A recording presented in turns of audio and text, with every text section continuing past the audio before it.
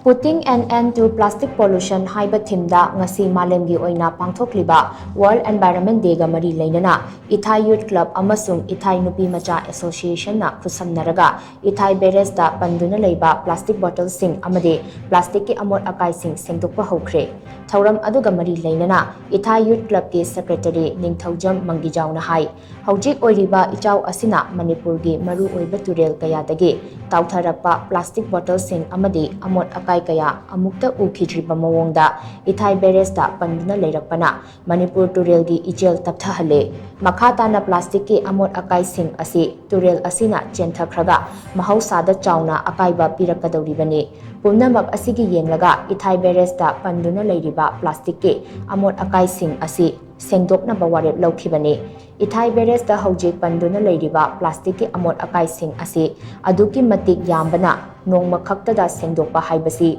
oithokloidabana numit kayani changna Shengdoknaba pandam thamli miyamnasu plastic bottle amasung plastic ki potlam sing asi sijinnaba loiraba matungda recycle tawnaba mafam chana thambiyu lambida natraga turelda Amot Akai Shing asi langthokpiganu hainasu mahakna makhatana appeal tawrakli nakal amaromda haujik Ithai Barrage ki upstream amasung downstream ani asi chak manaba level da leiri isingi imai asi ngasi ayuk pung nipan phawada meter 768.9 da leiri Barrage asi gi gate number 1 amasung 4 gi thong meter 3 ki changda hangduna thamli aduga gate number 2 amasung 3 di mapung phana hangdoktuna thamli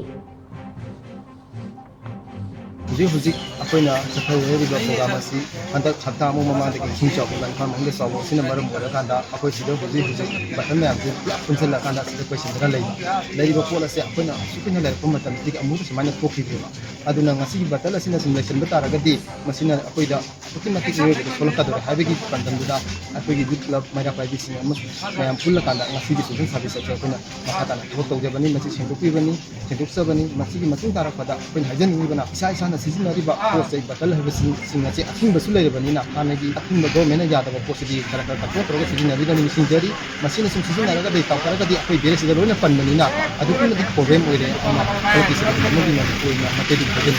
hajan university hai sidi ki akoi karakter sim dai di side hajan university batal habisi recycling to bis mayam mayam government gi municipality ga form gi taw hari hari ma fan sila ma fan jana sinabi haina Manipur praja mo ina mayam da ina apun to jani